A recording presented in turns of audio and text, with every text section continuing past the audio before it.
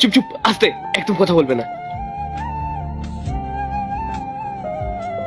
তাও আমার কাছে।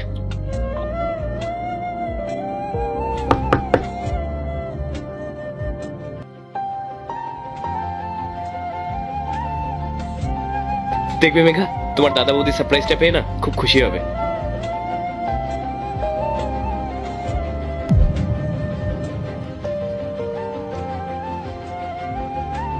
বাইরে তো কেউ নেই, মনে হয় কোনো বাচ্চা এসে দুষ্টুমি করছে।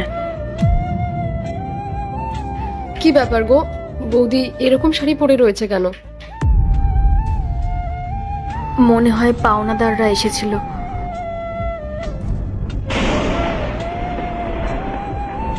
কি ব্যাপার, এখানে এতগুলো গিফট কে রেখে গেল?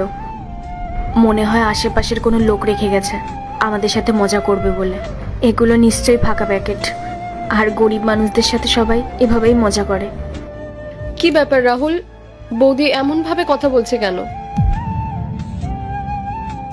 এগুলো নিয়ে গিয়ে মনোজকে দেখাই।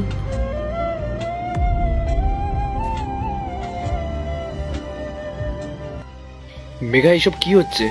আমি তো কিছুই বুঝতে পারছি না। আমার মনে হয় আমরা ভেতরে গেলে এই উত্তরটা পাবো। চলো।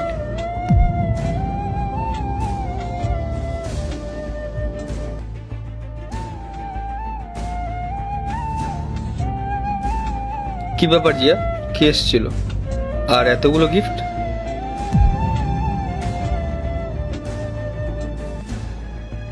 জানি না গো, এগুলো কে রেখে গেছে। আমার মনে হয় কি, এখন আমাদের খারাপ সময় চলছে তো, তাই কেউ হয়তো আমাদের সাথে ঠাট্টা করছে। আর এই বাড়িটাও বিক্রি হয়ে যাবে, তার জন্যই হয়তো কেউ আমাদের সাথে এরকম করছে।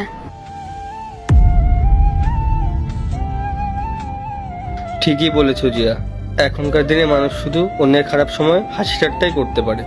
কি দরকার ছিল আমাদের সাথে এরকম মজা করার? সবাই জানে যে আমাদের ব্যবসায় অনেক টাকা লস হয়ে গেছে।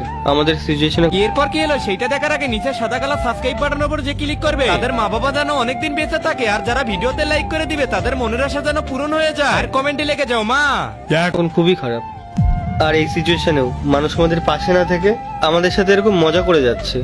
মনোজ, শোনো না, তুমি তোমার বোনের সাথে একবার কথা বলে দেখো, যদিও আমাদের কিছু সাহায্য করতে পারে।